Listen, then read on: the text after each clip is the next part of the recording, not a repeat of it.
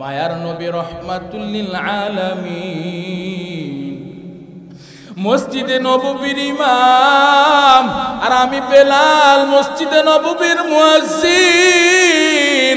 আমি যখন আল্লাহু আকবার বলে আযান দিই, মায়ার নবী রহমাতুল লিল আলামিন মসজিদে নববীতে হাজির হইতেন।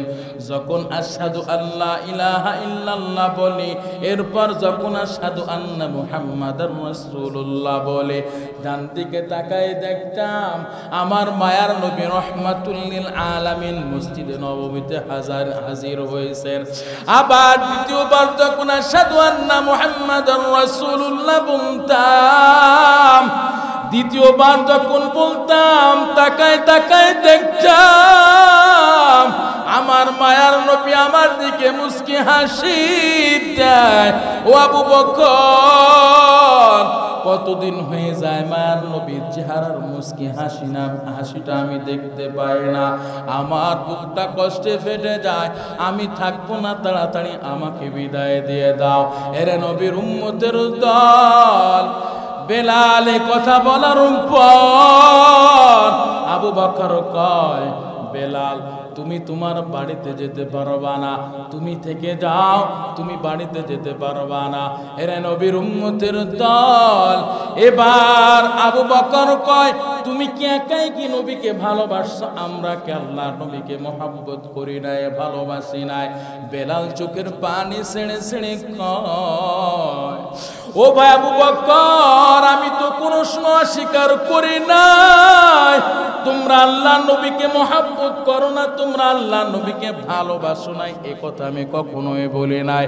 বরং তোমরা আল্লাহর নবীর সাহাবী, আমি আল্লাহর নবীর সাহাবী।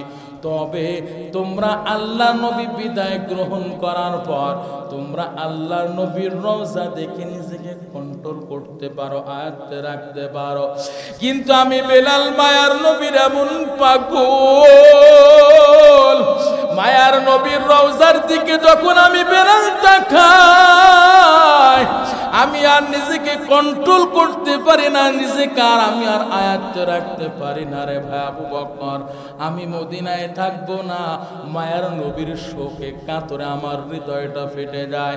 আবু বকর কয়, বেলাল তোমাকে ছুটি দিলাম, তুমি বাড়িতে যেতে পারো। মায়ার নবীর পাগল বেলাল দামেস্কে চলে গেলেন। সপ্তাহের পর সপ্তাহ চলে যায়, মাসের পর মাস চলে যায়। এরে নবীর উম্মত বেলাল আল্লাহর নবীর কেমন পাগল, আল্লাহর নবীও বেলালের কেমন পাগল, একটু মিসাল নিয়ে নেন। কুল ইন কুনতুম তুহিব্বুনাল্লাহ ফাত্তাবিউনি ইউহিব্বুকুমুল্লাহ ওয়া ইয়াগফির লাকুম যুনুবাকুম ওয়াল্লাহু গফুরুর রহিম। ويغفر لكم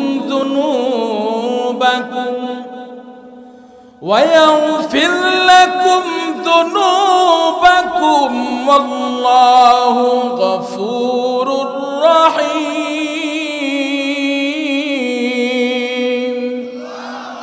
وقع قرآن كلام الله وشنو قديم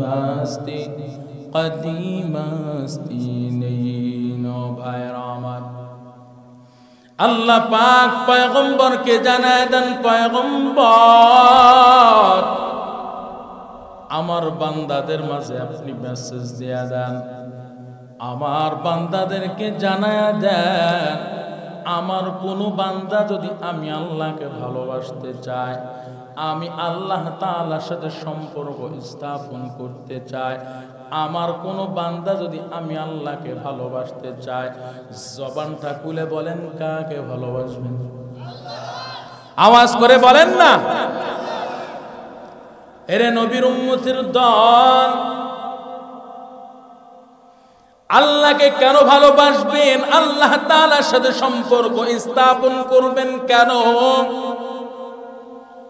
দুনিয়ার জমিনে যত সম্পর্ক দেখি, যত ভালোবাসা দেখি, যতই গভীর প্রেম প্রীত দেখি না কেন রে বাবা, সমস্ত সম্পর্ক প্রেম প্রীত ভালোবাসাগুলো দুনিয়ার জমিনে স্বার্থের কবলে পড়ে বিলীন হয়ে যায়। মুহূর্তের গতিতে সম্পর্কগুলো নষ্ট হয়ে যায়, ধ্বংস হয়ে যায়। চিল্লা বলেন ঠিক কিনা? বন্ধু তার বন্ধুকে ভালোবাসে, স্বার্থের টানে স্বার্থ যখন শেষ হয়ে যায়, স্বার্থ যখন শেষ হয়ে যায়, বন্ধু তার বন্ধুর পরিচয় দিতে চায় না, এমনকি বন্ধুর চেহারাটা পর্যন্ত দেখতে চায় না, বন্ধুর নামটাও পর্যন্ত মুখে উচ্চারণ করতে চায় না। এরে নবীর উম্মতের দল, কেমন স্বার্থের দুনিয়ারে মুমিন, একজন দুইজন না তিনজন সন্তানের মা স্বার্থে যখন আঘাত পড়ে যায়, স্বামীকে ফেলে অন্য বেটার হাত ধরে পালায় যায়। সমাজে এমন অবস্থা আছে না নাই? এরে নবীর উম্মতের দল, দুনিয়াটা কেমন স্বার্থের দুনিয়ারে মুমিন, আল্লাহ তাআলার সাথে সম্পর্ক কেন করবেন? দ্বিতীয় নাম্বার জবাব, এখন যদি আপনার আমার নামের শুরুতে মরহুম লেখা হয়, অর্থাৎ আপনার আমার হায়াতের রেলগাড়িটা স্টেশনে যদি পৌঁছায় যায়, আজরাইল নামক প্রশাসন আপনার আমার কাছে হাজির হয়ে যাবে রে বাবা। একটা সেকেন্ড এদিক সেদিক করবে না, একটা সেকেন্ড আপনাকে আমাকে সুযোগ দিবে না। এরে নবীর উম্মতের দল, আপনার আমার নামে যদি নওগাঁ আদালত যদি আপনার আমার নামে মামলা হয়, মামলা হওয়ার পর আদালত থেকে আদেশ জারি করে দিবে, থানায় বলে দিবে অমুকরে তাড়াতাড়ি গ্রেফতার করে আদালতে হাজির করো। প্রশাসন এসে আপনার আমার হাতে হ্যান্ডকাপ পরাইয়া নিয়ে চলে যাবে রে মুমিন। যদি দলীয় কোনো পাওয়ার থাকে, ক্ষমতা থাকে, যদি টাকার পাওয়ার থাকে, তাহলে আমি আপনি কি করি? ওই প্রশাসনের ভাইকে বলি, ভাই 10,000 টাকা দিলাম, 20,000 টাকা দিলাম, বা এমনও বলে তোমার কয় টাকা লাগবে বলো, আমি সেই কয় টাকা দিব, তবুও তুমি আমাকে আটক করিও না। কথা বলেন, তুমি আমার হাতে হাত কড়া পরাইও না রে ভাই, তুমি যা চাইবা তোমাকে আমি তাই দিব রে ভাই। তুমি থানায় যে বলবা, আদালতে যে বলবা আসামিকে পায় নাই, আসামিকে আমি খুঁজে পাই নাই, আসলে তাই নয়, বরং টাকার মাধ্যমে যে বলতেছে আমি আসামিকে পাই নাই, কিন্তু আজরাইল নামক প্রশাসন আপনার আমার কাছে হাজির হবে। আজরাইল তো 1 টাকা ঘুষ খায় না। চিল্লা বলেন ঠিক কিনা? আজরাইল যখন আপনার আমার সামনে হাজির হয়ে যাবে মুমিন, জানটা থাবা মেরে নিয়ে চলে যাবে, পুরা এলাকায় খবর পৌঁছায় যাবে আব্দুর রহিম আব্দুল করিম দুনিয়ার জমিন থেকে বিদায় হয়ে গেছে। এই যে আশেপাশে যত মসজিদ আছে, মসজিদের মাইক এলান হয়ে যাবে আব্দুর রহিম আব্দুল করিম দুনিয়ার জমিনে নাই। অমুক সময় জানাজার সময় আপনার আমার সন্তান মুয়াজ্জিন সাহেবের কাছে চলে যাবে, মুয়াজ্জিন সাহেব আমার বাবার ইন্তেকালের খবরটা একটু সংবাদ প্রচার করে দেন, আমার বাবার জানাজার সময়টা অমুক সময় একটু সকলকে শরীক হওয়ার জন্য আবেদন করেন, প্রচার করেন। এরে নবীর উম্মতের দল, আপনার আমার মৃত্যুর খবরটা বন্ধু বান্ধবের কাছে পৌঁছায় যাবে রে মুমিন। সকলে একে একে আপনাকে আমাকে দেখার জন্য আপনার আমার বাড়িতে ভিড় জমায়েবে। একটা পলক দেখার জন্য হলো শত শত মাইল থেকে আপনার আমার বাড়িতে হাজির হয়ে যাবে। এরে নবীর উম্মতের দল, আপনার আমার জন্য কেউ চলে যাবে ওই নওগাঁ শহরে সাপাহার বাজারে, আপনার আমার জন্য চলে যাবে কাপড়ের কাপড় ক্রয় করার জন্য। আবার কেউ চলে যাবে বিদায়ে গোসল দেওয়ার জন্য পানি গরম করবে। এরে নবীর উম্মতের দল, আপনার আমার জন্য কেউ যাবে আবার ঝাড়ে বাঁশ কাটার জন্য, কবর খনন করার জন্য, কেউ কবর খনন করার জন্য চলে যাবে। সুন্দর করে গোসল করাইয়া তিনটা টুকরা কাফনের মধ্যে আপনাকে আমাকে কাফনের মধ্যে প্যাকিং কইরা ওই অন্ধকার ঘরে জানাজা দিয়া অন্ধকার ঘরে রেখে আসবে। এরে নবীর উম্মতির দল, আল্লাহ তাআলার সাথে সম্পর্ক কেন করবেন এটাই বোঝানোর জন্য আমি আপনাদের সারসংক্ষেপে এই কথাগুলো বললাম। আপনাকে আমাকে ওই অন্ধকার ঘরে রেখে আসার পর কেউ আপনার আমার জন্য আপন হবে না রে বাবা, কেউ আপনার আমার জন্য অন্ধকার ঘরের মধ্যে সাথী হবে না রে মুমিন। এরে নবীর উম্মতির দল, যে স্ত্রীর সাথে আমি আপনি সারাটা জীবন সংসার করলাম, ওই স্ত্রী পর্যন্ত আপনার আমার কবরের সাথী হবে না। সেই সন্তানের জন্য লক্ষ লক্ষ কোটি কোটি টাকা খরচ করে বিল্ডিং অট্টালিকা বানাইলাম, ধন সম্পদ রেখে গেলাম, ওই সন্তান পর্যন্ত আপনার আমার কবরের সাথী হবে না রে বাবা। এরে নবীর উম্মতির দল, ওই অন্ধকার ঘরের মধ্যে যখন রেখে আসবে রে মুমিন, কেউ আপনার আমার জন্য আপন হবে না। জবানটা খুলে বলবেন, উচ্চ কণ্ঠে বলবেন, সকলে যখন আপনাকে আমাকে একা ফেলাই রেখে চলে আসবে, আপনার আমার জন্য আপন হবেন কি? জবান খুলে বলেন, আপনার আমার জন্য আপন হবেন কে? हकीकत से जो दुनिया बेखबर है, दुनिया की नुमाइश पर नजर है नमी गुयाम के आज दुनिया जुदा बाश बहर कार के बाशी बा खुदा बाश जिससे दुनिया अज खुदा गाफिल बुदार قماشن قره پر زندزن آب در کشتی حالاکه کشتی است آب اندر زیر کشتی کشتی است ভাইরা আমার, আল্লাহ পাক রব্বুল আলামিন ছাড়া আপনার আমার জন্য কেউ আপন হবে না। আল্লাহ পাক রব্বুল আলামিনের সাথে কোনো বান্দা যদি সম্পর্ক করতে চায়, আগে আল্লাহর নবীকে মহব্বত করতে হবে, ভালোবাসতে হবে।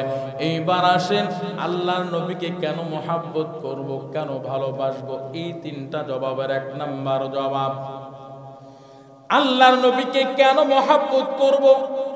আল্লাহর নবীকে মহব্বত করা, ভালোবাসা হলো এটা ঈমানের দাবি। কথা বলেন ঠিক কিনা?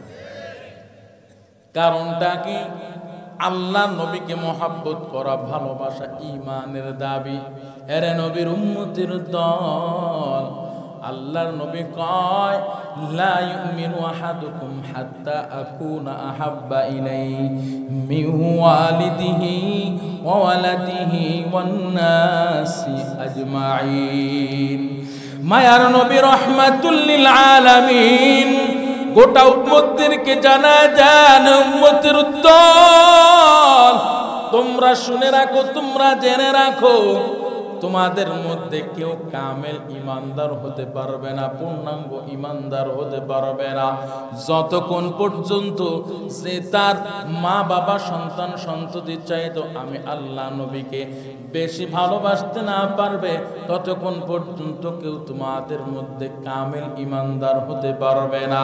এরে নবীর উম্মতের দল, হাদিসের দ্বারা বোঝা যায় আল্লাহ নবীকে জানের চাইতেও প্রাণের চাইতেও বেশি মহব্বত করতে হবে, ভালোবাসতে হবে। জবান খুলে বলেন ঠিক কিনা? আল্লাহর নবীকে মহব্বত করা যেমন ঈমানের দাবি, আল্লাহর নবীর সুমহান চরিত্রের ব্যাপারে যে বেঈমান নাস্তিক কথা বলবে, কটূক্তি করবে, ওই বেঈমান নাস্তিকের বিরুদ্ধে প্রতিবাদ করা এটা ঈমানের দাবি। কথা বলেন ঠিক কিনা? আল্লাহ নবী কি কোন দলীয় নবী? কথা বলেন, রাজনৈতিক কোন দলের, নির্দিষ্ট কোন দলের নবী নাকি? আল্লাহ নবী রহমাতুল লিল আলামিন, এটা সকল মুসলমানদের নবী। কথা বলেন ঠিক কি না? আল্লাহর নবীর নিয়ে কোন রাজনৈতিক কোন দলাদলি নাই, আসেনি? কথা বলেন, কথা বলেন। আল্লাহর নবী রহমাতুল লিল আলামিন, প্রত্যেক মুসলমানের নবী। এখানে যখন কোন বেঈমান নাস্তিক আমার আল্লাহর বিরুদ্ধে কথা বলবে, রাসূলের সুমহান চরিত্র নিয়ে কটূক্তি করবে, তখন কি আপনি রাজনৈতিক পরিচয় নিয়ে বয়ে থাকবেন? কথা বলেন না কেন? এই জবান খুলে বলেন, রাজনৈতিক কোন পরিচয় নিয়ে বসে থাকবেন? আপনার আমার পরিচয় আওয়ামী লীগ না, বিএনপি না, জামাত ইসলাম, চরমনাই, তাবলীগ, হেফাজত, কোনো পরিচয় নয়। আপনার আমার মূল পরিচয় হলো আমি আপনি মুসলিম জাতি, এক নবীর উম্মত। কথা বলেন ঠিক কিনা? এই কথাটার মধ্যে কোনো রাজনৈতিক কোনো দলাদলি আসেনি। আপনার আমার মূল পরিচয় আমি আপনি মুসলিম জাতি, এক নবীর উম্মত। এই স্লোগানকে সামনে নিয়ে কোন বেঈমান নাস্তিক যদি আমার আল্লাহর বিরুদ্ধে কথা বলে, রাসূলের সুমহান চরিত্র নিয়ে কটূক্তি করে, কোরআন নিয়ে ষড়যন্ত্র করে, ইসলাম নিয়ে ষড়যন্ত্র করে, তখন কে কোন দল করেন? রাজনৈতিক কোন পরিচয় চলবে না, রাজনৈতিক কোন পরিচয় চলবে না। বরং মুসলমান ঈমানের পাওয়ার নিয়ে ওই বেঈমান নাস্তিকের বিরুদ্ধে প্রতিবাদ করতে হবে, প্রতিবাদ করতে হবে, প্রতিবাদ করতে হবে। কথা বলেন ঠিক কিনা? এখানেও যদি আপনি রাজনৈতিক পরিচয় নিয়ে থাকেন, তাহলে আপনি বুঝবেন, আপনি এটা নিজেকে মনেই করে নেবেন আপনি মুসলিম নয়, বড়ই মুনাফিক। কথা বলেন ঠিক? ভাইরা আমার, আল্লাহর নবীকে কেন ভালোবাসবো? এক নাম্বার জবাব পাইলাম, আল্লাহর নবীকে মহাব্বত করব, এটা আমাদের জন্য ঈমানের দাবি। আল্লাহর নবীকে জানের চাইতো, প্রাণের চাইতো বেশি মহাব্বত যদি করতে না পারে, ঈমানদার নয়। কথা বলেন ঠিক কিনা? দ্বিতীয় নাম্বার, আল্লাহর নবীকে কেমন ভালোবাসতে হবে? সাহাবায়ে কেরাম যেমন আল্লাহ নবীকে মহাব্বত করেছেন, ভালোবেসেছেন, এমনই মহাব্বত করতে হবে। এরে নবীর উম্মতের দল, আল্লাহর নবীর মহাব্বত ভালোবাসায় সাহাবায়ে কেরাম যুদ্ধের ময়দানে শহীদ হয়েছেন। আল্লাহর নবীর ভালোবাসায় সাহাবায়ে কেরাম রক্ত ঝরিয়েছেন। কথা বলেন ঠিক কিনা? আল্লাহর নবীকে কোন পদ্ধতিতে ভালোবাসতে হবে? আল্লাহর নবী রহমাতুল লিল আলামিনের সুন্নত আদর্শ পালনের মাধ্যমে আল্লাহর নবীকে মহাব্বত করতে হবে, ভালোবাসতে হবে। এর নবীর উম্মতের দল, আল্লাহর নবীর দুরূদ পাঠের মাধ্যমে আল্লাহর নবীকে মহাব্বত করতে হবে, ভালোবাসতে হবে। এখন বলতে পারেন, হুজুর দুরূদ কেমনে পাঠ করব, দুরূদের ওসিলা কেমনে? এর নবীর উম্মতের দল, আমরা নামাজ আদায় করি, আমাদের সাথে আল্লাহ নামাজ আদায় করেন না। দুরূদ এমন একটা পাওয়ারফুল আমাল। আমরা যাকাত প্রদান করি, আমাদের সাথে আল্লাহ পাক যাকাত প্রদান করেন না রে মুমিন। আমরা রোজা রাখি, আমাদের সাথে আল্লাহ পাক রোজা রাখেন না।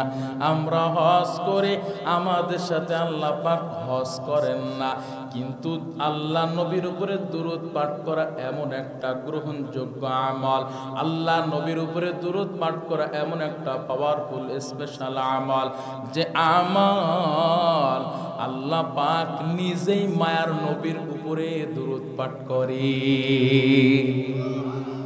আল্লাহ নিজেই জানায় দেন, ইন্নাল্লাহা ওয়া মালাইকাতাহু ইউসাল্লুনা আলান নবী ইয়া আইয়ুহাল্লাযীনা আমানু সাল্লু আলাইহি ওয়া সাল্লিমু তাসলিমা।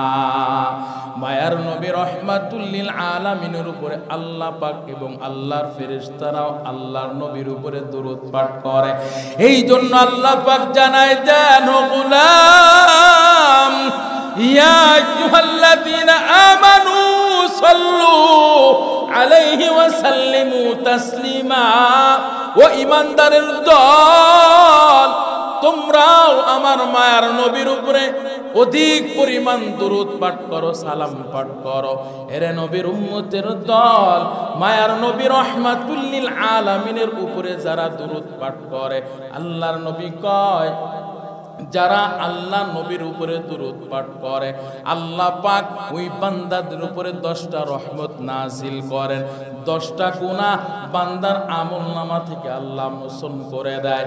শুধু তাই নয় রে মুমিন, যারা আল্লাহ নবীর উপরে দুরূদ পাঠ করবে, আল্লাহ নবীর ভালোবাসা প্রকাশের মাধ্যমে মায়ার নবী রাহমাতুল লিল আলামিনের উপরে যারা দুরূদ পাঠ করবে, মায়ার নবী কয় হাসরের ময়দানে আমার ওই উম্মত আমার নিকটবর্তী থাকবে। শুধু তাই নয়, 3 নাম্বার পুরস্কার মায়ার নবী ঘোষণা করেন, যারা আল্লাহ নবী রাহমাতুল লিল আলামিনের উপরে দুরূদ, মায়ার নবী রাহমাতুল লিল আলামিন ওই উম্মতদেরকে ডেকে ডেকে আল্লাহর দরবারে সুপারিশ করবেন। এমন একটা ভয়ঙ্কর ময়দান, কিয়ামতের ময়দানে, যেদিন মা সন্তানকে চিনবে না রে মুমিন। সন্তান মায়ের চিনবে না, মা সন্তানকে চিনবে না, বাবা সন্তানকে চিনবে না, সন্তান বাবাকে চিনবে না, বন্ধু বান্ধব কেউ কাউকে পরিচয় দিতে চাইবে না। এমন ভয়ঙ্কর ময়দান মায়ার নবী রাহমাতুল লিল আলামিন উম্মতদের জন্য কেমন ভালোবাসা প্রকাশ করবেন। আল্লাহ পাক যখন হুঙ্কার ছাড়বেন, লিমানিল মুলকুল ইয়াউম লিল্লাহিল ওয়াহিদিল কাহ্হার, আল্লাহর এই কাহ্হারিয়াতের আওয়াজে পুরা জমিনটা, কিয়ামতের জমিনটা থরথর করে কাঁপতে থাকবে। আল্লাহ পাক রব্বুল আলামিনের কাছে অন্যান্য নবীরা পর্যন্ত নাফসি নাফসি বলে আল্লাহর কাছে প্রার্থনা করবে রে মুমিন। কিন্তু মায়ার নবী রাহমাতুল লিল আলামিন উম্মতের মহব্বত, উম্মতের ভালোবাসায় মায়ার নবী রাহমাতুল লিল আলামিন ওই মাকামে মাহমুদে সিজদায় পড়ে যাবে, 2 চোখের পানি ছিঁড়ে ছিঁড়ে কান্না করবেন। আল্লাহ পাক রব্বুল আলামিন জিব্রাইল আমিনকে পাঠিয়ে দিবেন, জিব্রাইল যাও, আমার পয়গম্বর আজকে কেন কান্না করতেছে, হাসরের ময়দানে কেন কান্না করতেছে। মায়ার নবী রাহমাতুল লিল আলামিনের কাছে জিব্রাইল আমিন হাজির। মায়ার নবীকে জিজ্ঞাসা করবেন, পয়গম্বর আজকে হাসরের ময়দানে আপনি কেন কান্না করতেছেন, কিসের জন্য কান্না করতেছেন? আল্লাহ আপনার কাছে একটু জিজ্ঞাসা। মায়ার নবী সিজদায় পড়ে থাকবেন, কথাও বলবেন না। এদিকে জিব্রাইল আমিন আল্লাহর কাছে যে বলবেন, আল্লাহ আপনার পয়গম্বর তো মাথা উঠায় না, কান্নাও থামায় না। মায়ার নবী রাহমাতুল লিল আলামিন সিজদায় পড়ে থেকে কান্না করবেন। এবার আল্লাহ মায়ার নবীকে স্বয়ং জিজ্ঞাসা করবে, পয়গম্বর আপনি কেন কান্না করতেছেন? সিজদা থেকে মাথা উঠায় দেন। মায়ার নবী সিজদা থেকে মাথা উঠাইবেন, কিন্তু চোখের পানি থামাবেন না, চোখের পানি ছাড়তেই থাকবেন, কান্না করতেই থাকবেন। আল্লাহ পাক জিজ্ঞাসা করবেন, পয়গম্বর আজকে আপনি কিসের জন্য, কি কারণে আপনি কান্না করতেছেন? মায়ার নবী রাহমাতুল লিল আলামিন আল্লাহর কাছে বলবেন, আল্লাহ আজকে আমি আমার নিজের জন্য কান্না করি নাই, আপনার অন্যান্য নবীরা পর্যন্ত তাদের নিজেদের জন্য কান্না করতেছে, উম্মতদের কথা ভুলে গেছে। কিন্তু আমি এমন পয়গম্বর, আমি আমার উম্মতকে এত ভালোবাসি, আমি এমন পয়গম্বর, আমি শুধু আমি নিজের জন্য কান্না করতেছি, বিষয়টা এমন না। ও আল্লাহ, আমি আমার উম্মতের জন্য কান্না করতেছি। আমার উম্মতদের কি অবস্থা হবে? আমার উম্মতেরা গুনাহ করতে করতে আমার উম্মত উম্মতেরা ঈমানকে দুর্বল করে ফেলাইছে। আজকে আপনি আমার গুনাহগার উম্মতদেরকে আপনি প্রশ্ন করবেন, জবাব দিতে পারবে না।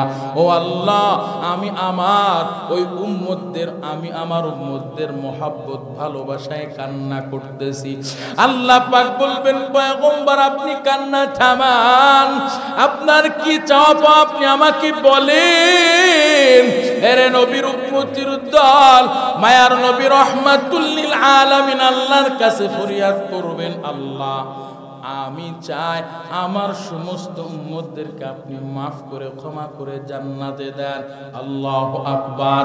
এরে নবীর উম্মতের দল, আল্লাহ পাক এবার অর্ডার করবেন, পয়গম্বর আপনি আপনার উম্মতদেরকে সুপারিশ করে আপনি জান্নাতে নিয়ে যান। এরে নবীর উম্মত, যারা আল্লাহ নবীর উপরে দুরূদ পাঠ করবে, সালাম পাঠ করবে, মায়ার নবী কয় ওই দুরূদ পাঠকারী বান্দাদেরকে, ওই দুরূদ পাঠকারী উম্মতদেরকে মায়ার নবী আল্লাহর কাছে কিয়ামতের ভয়ঙ্কর পরিস্থিতিতে আল্লাহর কাছে সুপারিশ কইরা দুরূদ পাঠকারী উম্মতদেরকে আল্লাহ নবী জান্নাতে পৌঁছাই দিবেন। আল্লাহু আকবার। এরে নবীর উম্মতের দল, এখন আপনারা বলতে পারেন, হুজুর কেমনে দুরূদ পাঠ করব, কিভাবে দুরূদ পাঠ করব? 10টা দুরূদ জানার দরকার নাই। যে দুরূদটা আপনি নামাজের মধ্যে পড়েন সেই দুরূদটাও পড়তে পারেন।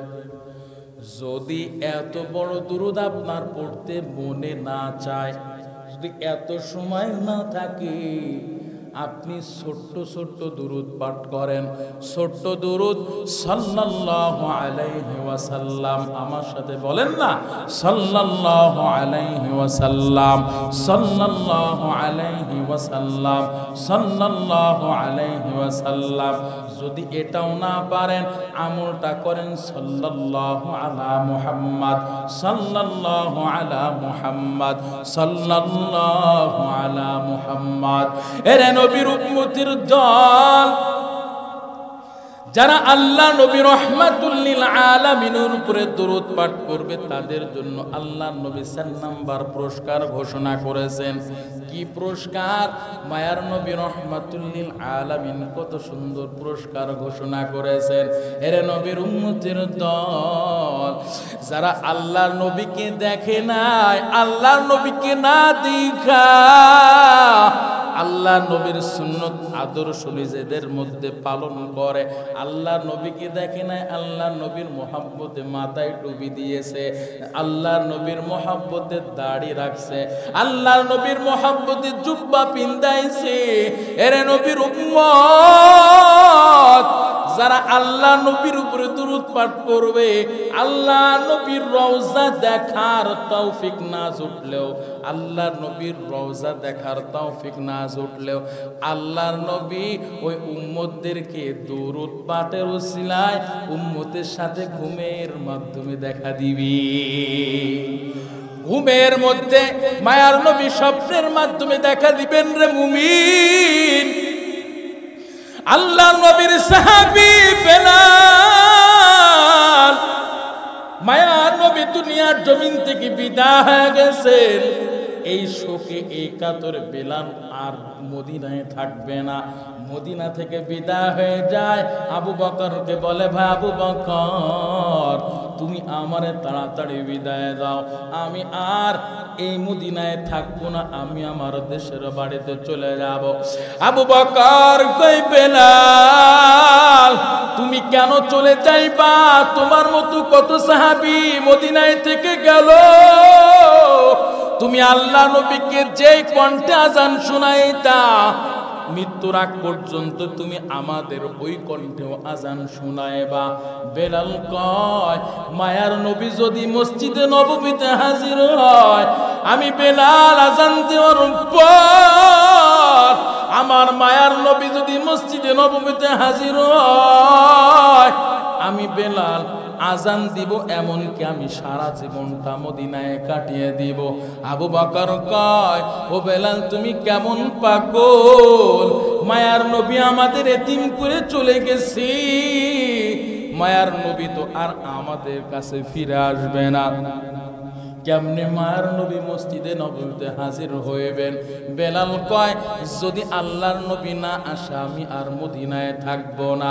মায়ার নবী রহমাতুল লিল আলামিন মসজিদে নববীর ইমাম, আর আমি বেলাল মসজিদে নববীর মুয়াজ্জিন। আমি যখন আল্লাহু আকবার বলে আযান দিই, মায়ার নবী রহমাতুল লিল আলামিন মসজিদে নববীতে হাজির হইতেন। যখন আশহাদু আল্লা ইলাহা ইল্লাল্লাহ বলি, এরপর যখন আশহাদু আন্না মুহাম্মাদার রাসূলুল্লাহ বলে, ডান দিকে তাকায় দেখতাম আমার মায়ার নবী রহমাতুল লিল আলামিন মসজিদে নববীতে হাজির হয়েছেন। আবার দ্বিতীয়বার যখন আশহাদু আন্না মুহাম্মাদার রাসূলুল্লাহ বলতাম, দ্বিতীয়বার যখন বলতাম, তাকায় তাকায় দেখতাম আমার মায়ার নবী আমার দিকে মুস্কি হাসি দেয়। ও আবু বকর, কতদিন হয়ে যায় মায়ার নবীর চেহারার মুস্কি হাসিটা আমি দেখতে পাই না। আমার বুকটা কষ্টে ফেটে যায়। আমি থাকবো না, তাড়াতাড়ি আমাকে বিদায় দিয়ে দাও। এরে নবীর উম্মতের দল।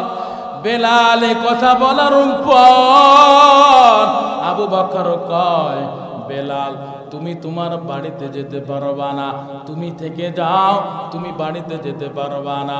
এরে নবীর উম্মতের দল। এবার আবু বকর কয়, তুমি কি একাই কি নবীকে ভালোবাসো? আমরা কি আল্লাহর নবীকে মহব্বত করি নাই, ভালোবাসি নাই? বেলাল চোখের পানি ছেড়ে ছেড়ে কয়, ও ভাই আবু বকর, আমি তো কোনো সময় অস্বীকার করি নাই তোমরা আল্লাহ নবীকে মহব্বত করো না, তোমরা আল্লাহ নবীকে ভালোবাসো নাই, এ কথা আমি কখনোই বলি নাই। বরং তোমরা আল্লাহর নবীর সাহাবী, আমি আল্লাহর নবীর সাহাবী। তবে তোমরা আল্লাহর নবী বিদায় গ্রহণ করার পর তোমরা আল্লাহর নবীর রওজা দেখে নিজেকে কন্ট্রোল করতে পারো, আয়ত্তে রাখতে পারো। কিন্তু আমি বেলাল মায়ার নবীর এমন পাগল, মায়ার নবীর রওজার দিকে যখন আমি বেলাল তাকাই, আমি আর নিজেকে কন্ট্রোল করতে পারি না, নিজেকে আর আমি আর আয়ত্তে রাখতে পারি না। রে ভাই আবু বকর, আমি মদিনায় থাকবো না। মায়ার নবীর শোকে কাতরে আমার হৃদয়টা ফেটে যায়। আবু বকর কয়, বেলাল তোমাকে ছুটি দিলাম, তুমি বাড়িতে যেতে পারো। মায়ার নবীর পাগল বেলাল দামেস্কে চলে গেলেন।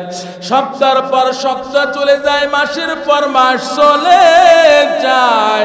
এরে নবীর উম্মত বেলাল আল্লাহর নবীর কেমন পাগল, আল্লাহর নবীও বেলালের কেমন পাগল, একটু মিসাল নিয়ে নেন। মায়ার নবীর সাহাবী বেলাল মাসের পর মাস চলে যায়, আর মসজিদে নববীতে হাজির হয় না।